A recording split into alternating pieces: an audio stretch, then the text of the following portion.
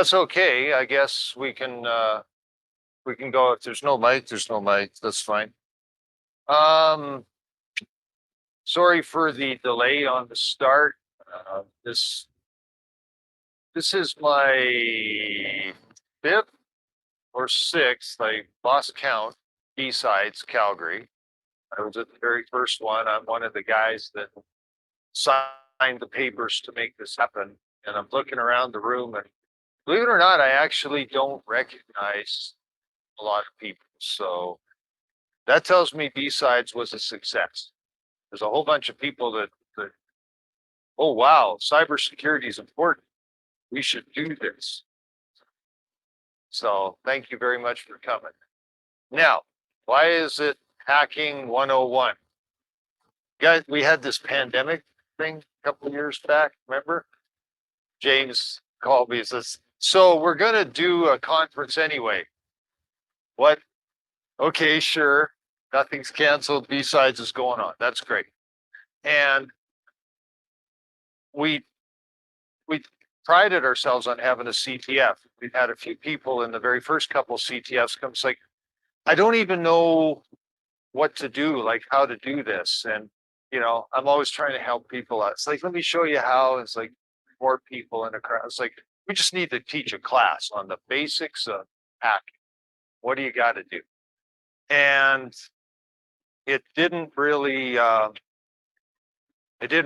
that well because there's no room.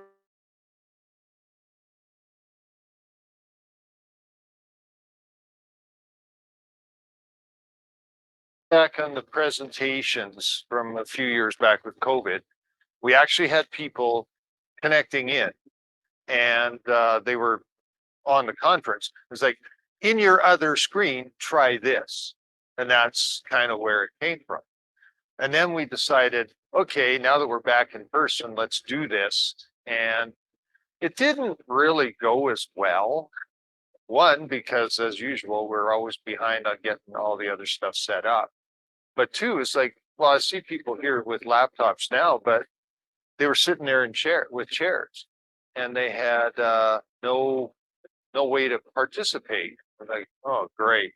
So it's kind of like freestyling a lecture and talking about what we can do with the CTF.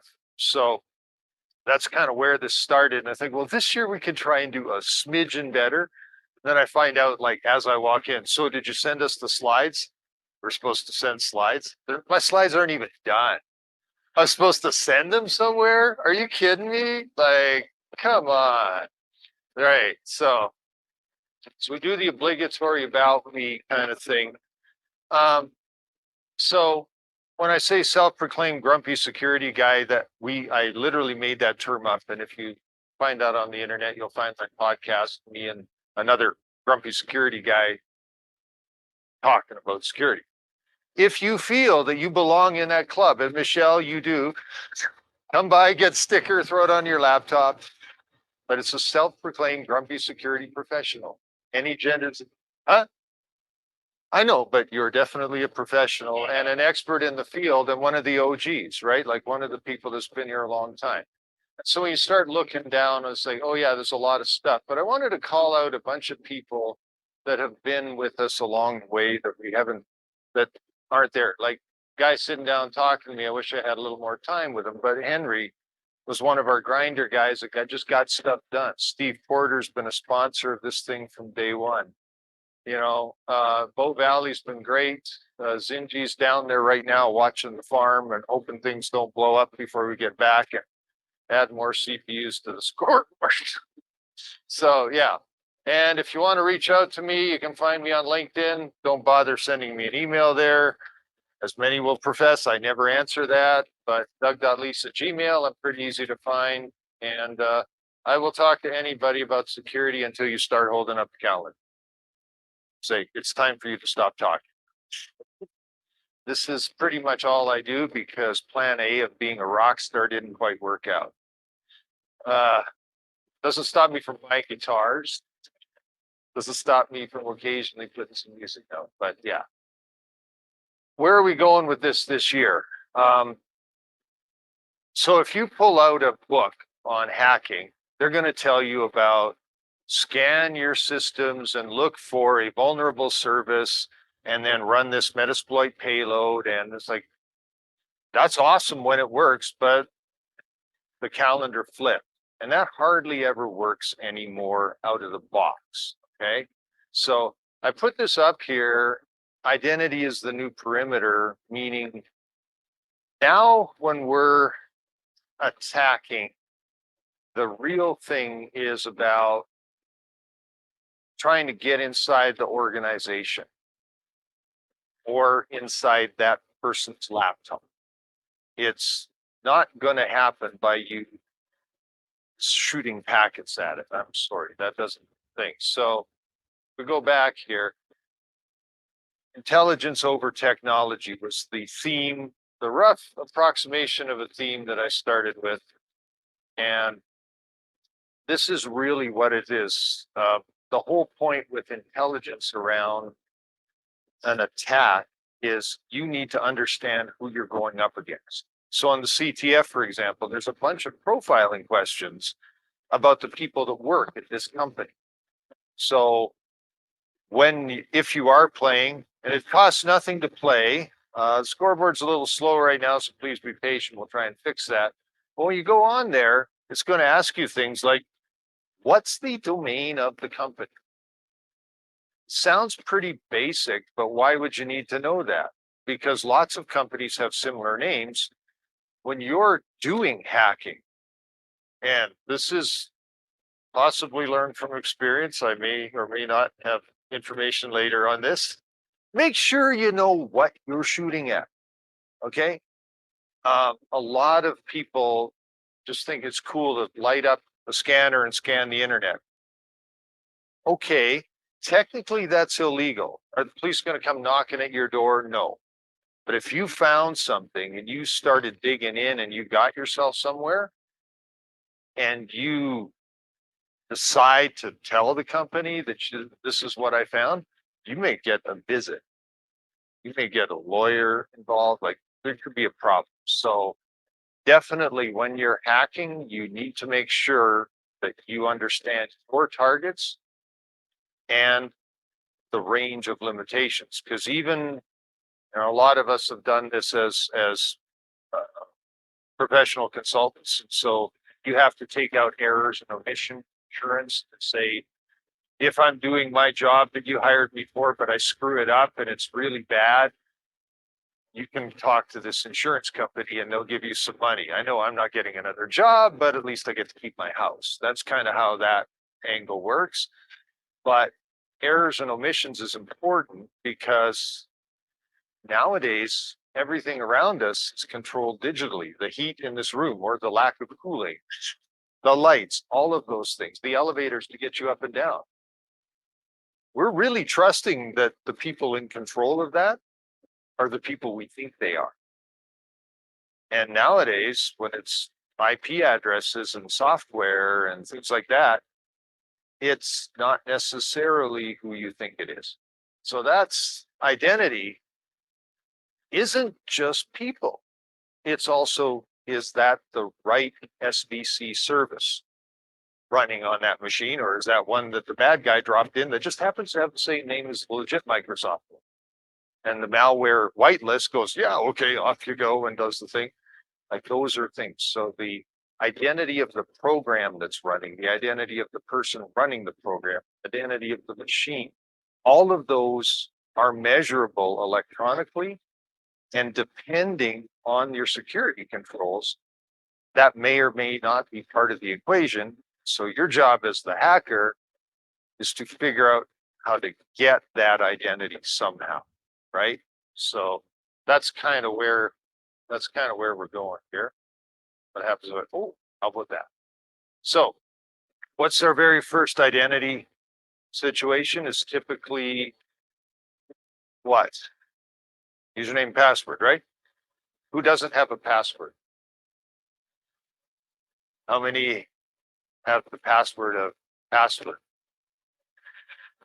You laugh, but that's still the number one password in the world. So, you need to be cognizant of where you're leaving your credentials around. And I signed up for Have I Been Pwned, but I put this thing here about the internet never forgetting because it actually did get popped. Some online chess. I had this great idea. I was going to start playing chess again I think about 10 years ago. And I think I logged in once and went, this is hard. I don't think I'm going to bother. Apparently they got owned last month, chess.com or something. But anyway, so Troy Hunt's stuff, he actually tells you what's been exposed. But if we look here, my email address is gone. It's now out there in the public. Now, it's not exactly like it's a secret. It's on my blog. I talk about, like, you can find me pretty easily. But the username that I used, remember I went back to identity? Sometimes when we log into a computer, we're using not Joe Smith, we're using, J Smith, or it's J Smith 4, 5, 6, 7, depending on how many guys named Smith worked there before. Okay.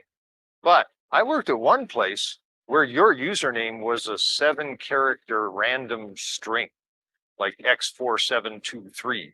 That was your X number or Y number or whatever. I forget the exact thing. And I thought, that's super clever. Why is that? Why is it important to obscure your actual username? I'm supposed to have there's supposed to be giveaways for good questions or something. I don't know. Did they tell you that? They told me that. Okay. We'll see. Well, that's the thing for sure. That's one. So we've got the online names, right? So a lot of people will use an online handle, but then they start to use that everywhere. It's half of the brute force combination. Yeah. So how does a brute force attack work?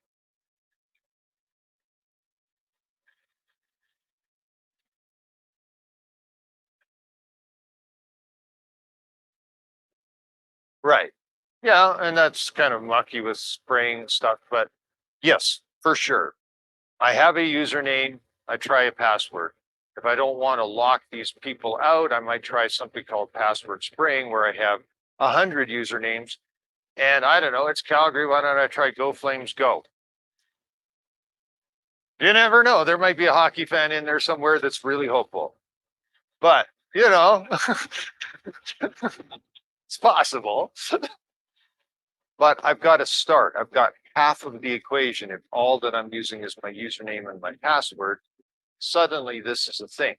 Now, right there, it also said username. So remember what I said, I tend to be using my name all over the place. Well, what if it's an obscure handle that I think is all kinds of secret, like, Alpha 47 or something?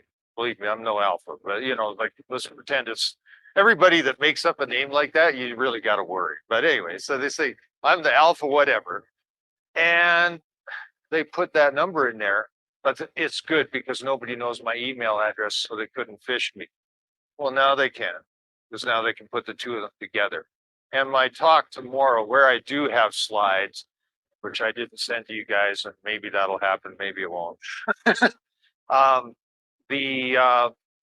That I studied that as part of my research this past year is how can I take little pieces of my data and reconstitute or re-identify somebody who's supposedly anonymous. And it's not as hard as one would think, which was kind of the basis for the thesis. All right. Now, where would I find such things? Well, like everything else, there's a service for that. So I forget which one this one is. Maybe it's readable on there.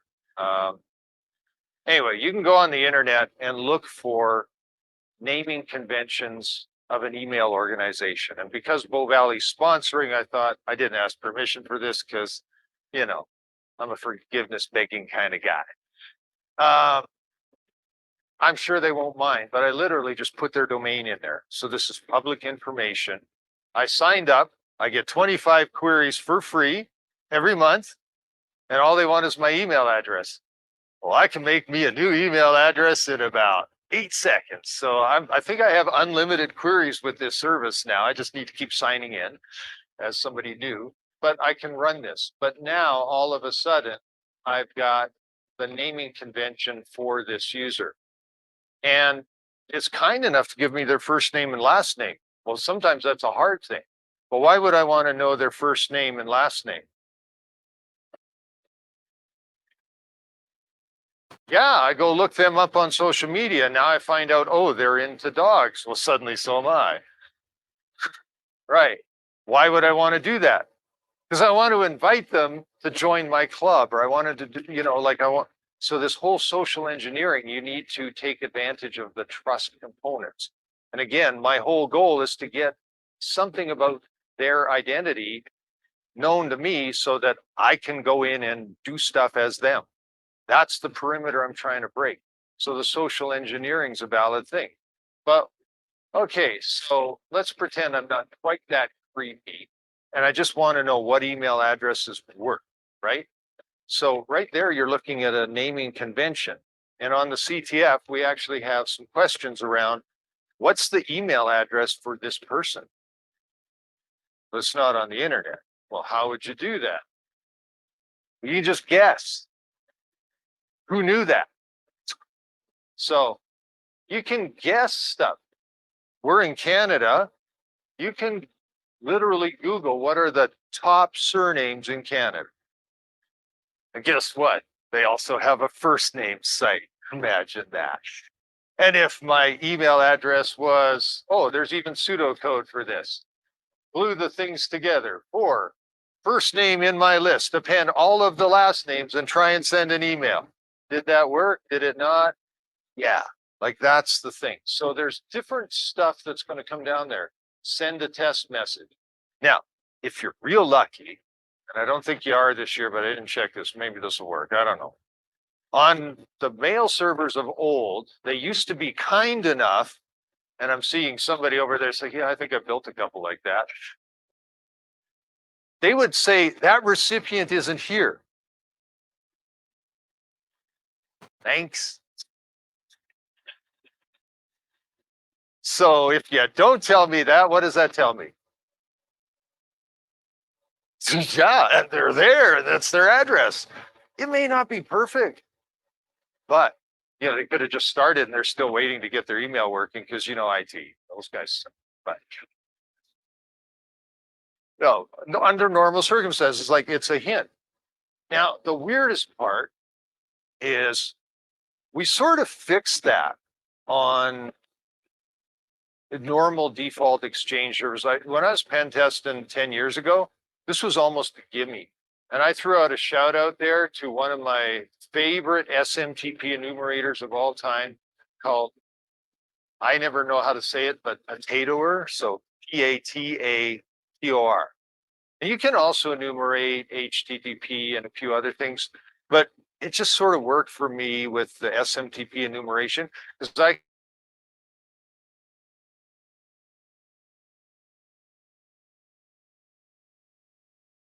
let's take all night. I'm going to just sit this in. And I come back in the morning and I got 3 email addresses out of it. I made 10,000 inquiries politely, and I got 3 valid emails out of that. Like, how good is that? Cost me nothing. And the mail server was just cooperating. And so we got smart and we locked all that stuff down. That's great. And then we decided to move to this thing called the cloud. Guess what Microsoft does by default when you ask it certain tools? Go look up NX Geek or ACE 0365 Recon. This same thing we fixed a long time ago is totally doable in Azure right now, or at least it was last week when I played with it. And you know why it's there? Because Microsoft doesn't consider the exposure of your email address as a security risk. That's one opinion. It's not what I personally share. And one of the reasons that I'd like to do this is we need to make sure that when we're going at something, modern hacking, a lot of the tools, especially now where we've got machine intelligence or machine learning, pattern matching, pick a name. Somebody's probably already trademarked it. But the things that are watching all the big data going, that's weird. It's definitely come to visit us. So if you think you're just going to hit it with full speed and off you go, it's like, no, you're going to have to spread it around. And we responded to one recently. I thought, oh, that's pretty clever. Every single request, they kept using the same IP, but they changed the computer they were coming from, because that was part of the connection string, and the user agent. And they were inventing strings that could never exist in real life. You know, like an Apple really never runs an Android user agent. I'm pretty sure you'll win on that one. But it was, and Microsoft's going, yep, all good. Here you go. You're not hitting the threshold. If it had been hitting it hard with the same connection all the time, the machine would have went, hey, I counted to 1100 and that's a problem because 1099 and you're out of here, right? So they vary these things. But as we get to scale on the service side, we can do the same on our side. So there's APIs to build up equipment on Azure, on Amazon, on Google. And how many people here are using something like Ansible or TensorFlow or something like that? Yeah. So I've got playbooks to build hacking platforms. And as soon as that one gets busted, I spin up another one. Now, this is where we flip the thing around. Has anybody ever set up an AWS account? This is not like the most unfriendly user experience ever. So once you're set up, you're good. But until you cross that threshold, so if they bust me on this AWS thing, am I likely to say, forget it, I'm going to DigitalOcean? No, I'm just going to spin up another one, but it's still going to be coming from AWS. I'm probably going to be coming from the same region. So from a blue team perspective, you're going to need to look for anybody new talking to me from AWS that I never heard from last week. Yeah, but like a lot, like in a weird way. And so you got to find some of those other threads to try and tag onto it. But in the CTF, we actually have a couple challenges where you're going to have to go into data that we collected on a real live implant. Now, is this safe? Even if you found the real thing, it's not actually going to do anything because I never know the skill level of CTF. The last thing I want to do is put real live dangerous malware out there. It's like, see how far you get. No, that's not a responsible thing to do. Okay. And so, you know, we kind of like, all right, what can we do to kind of fix that? So this command and control channel will definitely respond like a command and control channel, but it's not going to steal anything. The good news is you're now looking for who got infected. So this is part of that intelligence where you have to understand the targets, but you also, hopefully most people hear blue rather than red, mostly blue, both, purple. Oh, you want a job? Oh, go talk to Steve Porter. He's a bright guy. And there's some guys over at the X10 booth. They're also looking. So yeah, but yeah. So purple's obviously you do some red, some blue. Blue, most of us are blue. So again, applying the intelligence approach to what your adversary could be up to is a big deal, right? And yeah, and my name was on there and it came anyway. I don't get it. Who knows why? You know, Maynard's on the other. Like I'd be overwatching Maynard. It's just me. Yeah, see ya. He'll be recorded and he will have had slides. He's an SE. He's got time for stuff like that. There's lots of plain plates. Okay, but scripting and automating absolutely is how attackers are coming at you from an intelligence perspective. Where they're doing that from and the types of things that they're doing are the repeatable. So I didn't put it up here because I think it's now just like in our culture, the David Bianco Pyramid of Pain. Has everybody seen that? Okay. Anybody not? It's okay. Good. Everybody. So that I get to explain the pyramid if I had a whiteboard. Actually, we don't have to pretend there's a virtual pyramid here. Oh, we do. Oh yeah, let's check that first. That would be like the best hack. It's scented, non-toxic, watercolor, but it doesn't say good for whiteboards. So I don't know. I would have done that. So pyramid of pain, right? So down here, you've got IP addresses and hashes and stuff like that. And what do we call that? We call that threat intelligence. How hard is it to change your IP address on Azure or AWS? I can script even creating the new machine. Hey, you've been running for 12 minutes. Time for you to take a rest. Like, yeah, it's like a nothing. But what do? Oh, here's 17,000 more IP addresses. Let me just get those into the firewall block right away, right? And your firewall's just crushed with all this stuff that's never, ever going to call. And if it does, it's actually a real person and you want to let them in. Because last week it was a bad guy, but that's the nature of the cloud. You never know who's got that IP. So it's like, who's got that IP, but what's coming over that IP? Way more interesting. And why is that? Because it's a pain in the ass to rewrite your scripts to do this new thing. Like, if nothing else, I should just look for those guys that were coming at us with the random computer and the whatever computer and the user agent as they're connecting into Azure. It's like, if I'd had more machine learning time and chops, I would have done something like, just tell me the IPs of people that are connecting from things that don't exist. Those are bad guys. Why is that? Because they got a script with two random, go to Google, user agents, 200, common computer platforms, 18, have fun. But a lot of that stuff won't exist, or if it's not one of these 2 or 3 or 7 valid combinations, highly suspicious. And if the same IP keeps coming at you from different stuff, it's absolutely possible, because lots of organizations NAT all their users behind a single machine or single IP. So that's not a good count on its own. But the fact that they're coming at you with an iPad that's running an Android browser is a dead giveaway that this is not the droid you're looking for, right? Like, that is, but it's also the other way around, that this is probably an adversary because he has to go rewrite a script. I've now moved into that middle ground of he's going to have to change his infrastructure. That's more costly.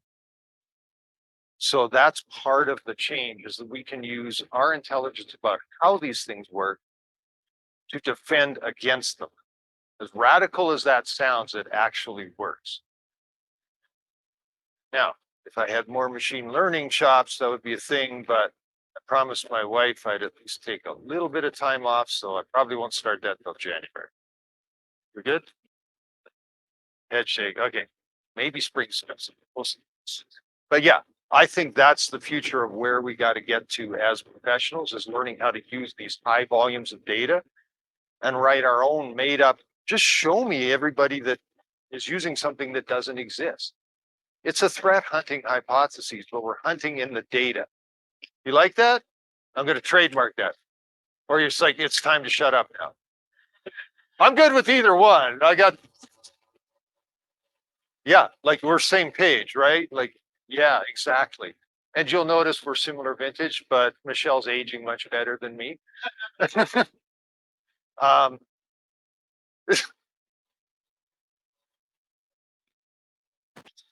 oh, we could go somewhere with that. I'm good. I'm good. I'm good. All right. But so back to the original slide. Have you noticed we go way off road a lot in any of my talks? Why is there no agenda? Like, why try? All right. Okay. So we go down there. So thanks. That's the thing. Thank you, Microsoft. I got an out of office. What's an out of office? It's like the golden ticket. Well, not really the golden ticket, but almost as good. Because now you told me how long you're gone for. You may have even dropped a hint like, I'm out of the country.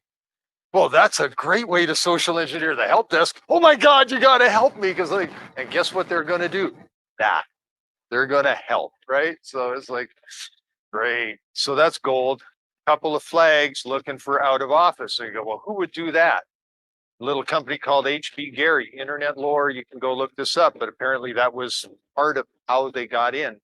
Was somebody got an out of office from somebody way up high in the, inner plumbing. And anybody doesn't know who HB Gary is, you've heard of the NSA and CIA. Yeah, they buy stuff from HB Gary, cyber subject. So kind of a big deal when a heavy duty security firm loses identity of a key person. And they were able to use that to get in, get some source code. And the guy got fired a couple of weeks later and all the rest. But anyway, so that's awesome when you get an out of office. And then, of course, when there's nobody there or a properly configured mail server, nothing happens. So I don't know, maybe they're there, maybe they're not. But other places you can go find identities, web apps. Would you like to reset your password? Why, yes, I would. I'm sorry, we don't have that user. Why, we do. And now, because it happens so often, people have been using it for enumeration. What do we do to our users? Hey, somebody just tried to reset your password, but if that wasn't you, you just ignore this. So we don't even see that anymore. We don't even know that anybody's trying to break in. And Okta was really bad for that reason, where you could enumerate anybody you wanted on there. Like, pick a random email address from it was surprising how many people, anybody that's using these federated services like Okta and Office 3 or Azure and all the rest, depending on how they configured it, that federation might be extra helpful. And you could be trying to break into somebody's account in a corporation, but they're authenticated by Okta. I'm beating on Okta all day long, finding out my users over here. These guys are none the wiser. Because Okta by default doesn't even send that over. It's like, like 87,000 people inquired about your employees yesterday. Just saying, that's kind of unusual for you guys. They don't do that. They might now that we talked about it more. It'll be for a fee, of course, but if you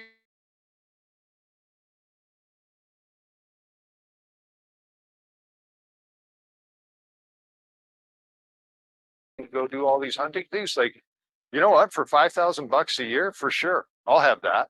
Like, I rag on the cloud guys in some cases, like, but on other cases, if you gave us some capabilities that only you guys can do because you're massive, I would totally buy that if it wasn't stupidly expensive. So there are places where we can sort of influence that and look for SaaS providers that may offer a service like those kinds of things. Okay. So yeah, and just to be that guy, because I've done lots of blue team work in the OWASP testing guide, they say don't be so nice about whether that user has an account on there or not. And so what I've been talking about all the time is data analytics for defenders is really where we want to get to as an industry, because our adversaries are already using that. They have APIs to see who's got a new job change on LinkedIn and all that kind of stuff. And LinkedIn's more than happy to sell you that visibility again, pretty cheap. Like a lot of these services are under $100 a month. If I can break into a company and steal a couple of wire transfers a year for $500,000 a piece, spending $1,000 on API keys a year doesn't seem like, it seems like a cost to doing business to me if I was an adversary. I don't look good in orange, but I think about what orange people think about as well. Okay, so I put that up there, blocking the IPs. You heard my rant on this, what infrastructure we are. Hey, we did most of this. So the only thing I'm going to leave you with here is collect and hope is not a strategy. I'm thinking of trademarking it, but I will append that for people in this room. So collect and hope is not a strategy, is your normal compliance approach to log monitoring. Let me send everything into the SIM. Well, your SIM vendor really likes that because they'll be by next week with a new order of disk and 7 more nodes and a new license count. And they're just printing money and you're piling up this stuff And oh, somebody that wrote the standard says we need to retain this for a year. Wow. How many firewall events do you pull in a day? And then you multiply that by bits on a disk and you go, okay, so I need a room about twice this size for just all my firewall logs of people scanning me from the internet and getting denied. Because it says in my standard, I need to log all denies and permits because of PCI compliant, stuff like that. Okay. Regs have a way of shaping what we collect and we don't. Our job is to sometimes go, I don't think we want to do that. And let's make a business case for we seriously don't record who is not shooting at what's blocked on the perimeter. We keep it for a week because I'm in the middle of an investigation. I want to know who was coming at me. But after that, I don't care who was shooting at me last week because apparently they never got in, or I'd be working on a different problem right now called they're on that endpoint. Okay. So not every piece of data has the same lifetime. If you're in the middle of an investigation, that stuff may need to hang around for 5 years. Do you have a safe way to store that? No, it aged out on our SIP last year. Exactly the words the lawyer wants to hear. True story. Okay. Don't be, you're going to have to pull that off. You're going to have to store it somewhere. So go back to your compliance people and go, this policy sucks. Now, to be kind, the only thing worse than reading a policy is having to write one. None of you policy writers, really? Oh, you are. You go, yeah. What truth, brother? Truth. Yes. They're hard because you got to cover all situations with such vagary.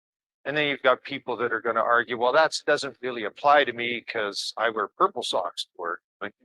Okay. But cynicism aside, understanding, making sure that policy works for your defense strategy is super important. And only way you're going to know that is read some policies and understand them. Sometimes you'll find one that says you're actually at this skill level, you should be paid differently. Just it's like might be something in it for you. Anyway, collect and hope is not a strategy. But remember what I said about I'll take all the firewall logs for 7 days? Yeah, for sure. And there was this little company, they bought another little company because the option was renew my Splunk license or just buy the company. And they bought the company. But I was talking with Jay just before that. He goes, yeah, that joke's getting old. It's like, yeah, I know, but I love telling it. You guys should drop your price down. It's not happening. But bright guys, big data lakes is definitely a place to get because I don't necessarily know in the middle of an intrusion how far back it went. This is where some of that data analytics there. When's the best time to collect the data? When the event is happening. Reconstituting it afterwards, really time consuming and expensive. So you don't want to go there. Collect it. Now, if you find out a week later you're never going to use it, keep it moving out the other end. So think of it more like a managed lake. Okay. Stuff coming in, fills in a pool, not used, goes out the other end. If it turns out to be useful, maybe you start pulling it out of the lake regular, and that becomes a SEM engine rule. Okay. So SEMs are for structured data, lakes are for anything, no structure yet. And so a product like Splunk or Elastic, where they do the indexing and just like search for anything, great, but expensive to store forever. So you want to balance that out. But where you need it, where you need to search quickly, where you need to have correlation rules, searching backwards, super expensive. Go talk to the guys at QRadar on how they're doing stuff as it comes in and starting to piece together the puzzle. So some of these user behavior analytics models work in that way. So it's important. You want to look at both things. If you don't know anything about machine learning, seriously, Udemy, anything, get at least familiar with how this works. So, and then this is really just like dumb things to do with data. Filter. When you're searching in this big lake, have a smart filter as the first thing. Select star from universe order by neutron. How to crush a database in one command, right? But the minute that I say select stars where hydrogen composition is X, and I've already classified them as type 1s. Select star where type equals 1. Anytime you can feed it a number or an index of some type, it's going to speed that search up. And why do you care about that? Because half the time you're digging down blind alleys. You got the wrong thing, right? So, that's kind of an issue. All right. And then, so write good filters and then add more filters. And once you find something that isn't applicable, exclude that, run the search again, and you're trying to get to that Goldilocks zone. Not too hot, not too cold, just the right amount of data. And field sets, I preach this every day at work. Field sets matter. When you open up a QRadar or an ArcSight or a Splunk SIM engine, they have a set of fields that are there. Those fields are equally useless for all kinds of data. Whatever data you put into it, it's equally unuseful.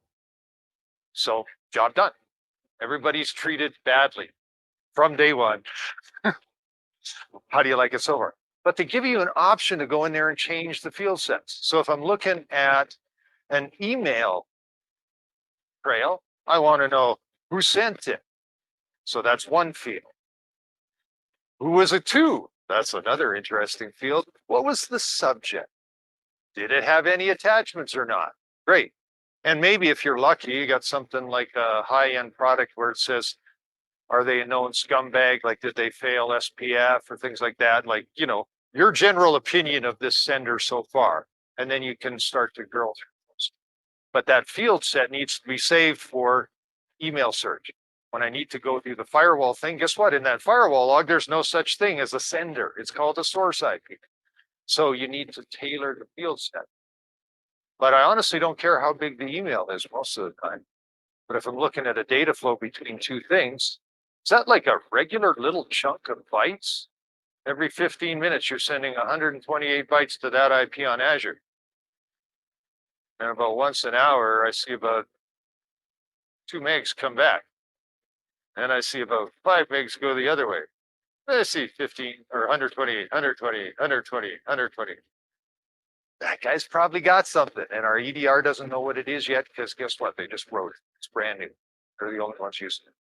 But even inside the patterns, in order to make that kind of assumption, my data analysis would need to include queries where byte volume is less than or greater than and stuff like that. Well, the only way that's going to work is if you're actually collecting that in the log and then making it a field that you can search by.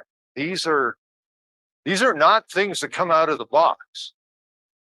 The tool is there to build it. You can build all like the QRadar. I was razzing the guy last night at the party, right? It's like, because I got a really good IBM joke. You may be able to buy better, but you can't pay more. And he said sales, so he didn't actually think that was a bad thing. But, but to be fair to IBM, they build great stuff, sometimes a little lagging, but you can trust it, okay? And I've used ArcSight, I've used pretty much all the big players. And they're all pretty good, and they will allow you to build these things out. But you need to go in and do the work. So when they drop the SIM on your desk and say, off you go, it's like, okay, see you in a year. No, I need 12 use cases by next week. Okay, but they're not going to be useful. You didn't clarify that part, so we're good. I met my annual objective. SIM in 12 use cases. All of them sucky, but that wasn't part of it. All right, but look, here again, stats. So this SIM is available. If you go play the CTF, there's some questions. And I was like, oh, what did they add? Because these are always adding new stuff. There's a stat. So it's a little hard to see in here. But again, one of those sort of analytics things, like who's talking a lot that's different, abnormal, and where they, so you need to understand your environment to figure out what's weird and what's normal out of that. But that's kind of it. And then, yeah, so this was an idea I had on how to build a classifier. We won't go in, if you really want to dig into that, we'll come tomorrow. So I'm probably well past my time, but that's kind of what I was trying to get across is go play the CTF at all, not this one, others. You're going to need to do this, but in your day jobs, you need to think about how the hacking's done so that you can defend differently. And if you've never done any hacking, please, please, please start. There's lots of free or low cost ways to get into this. How many people in here have run an Nmap scripted scan? See a lot of hands that didn't go up, and that's not a shame thing, okay? When you go to the script, you go, oh my God, they keep adding new ones. It's so useful. If you've never even had the chance to do that because it's forbidden by your organization, then a place like this is a great way to come try some thing, right? We purposely stage questions where you got to go find something on a weird port and then figure out what the heck it is. Well, there's a way to do that. It's actually not that hard once you understand. But if you've never done it before, it's completely foreign. But then when some security engineer comes in, we're just going to move that web service to port 8995. And we're going to put basic authentication on the front. That should keep us safe. That's fine if it's a camera on the cafeteria. If you're a bank, that's probably not the right approach, okay? Why would basic authentication suck? Because the only person getting the logs is the web server. And they're ugly and they're not recorded anywhere. And there's no lockout. And there's no complexity control. And there's no limit to how long you can try. SSH is another one. How many people have implemented lockout on your SSH daemons? You got that to work? God bless you. I've given up trying. I just let her go. And if I really care about it, I take off passwords and I put on keys. Why is that? Because keys are harder to steal and guess than passwords. They're like, you can't guess a key. If it really matters, identity's the new perimeter. Remember, I'm protecting this identity that matters a lot with something that you're not going to find on Google or have I been pwned. So those are mechanisms that we can use, and we need to start thinking about the identity of the process running on this computer, the identity of that machine that says it's our web server, the identity of that person that says they're the president of the company. Because that's how they're going to get in. And we're going to find them snooping around the edges using data analytics. And I finally know how this talk was supposed to end.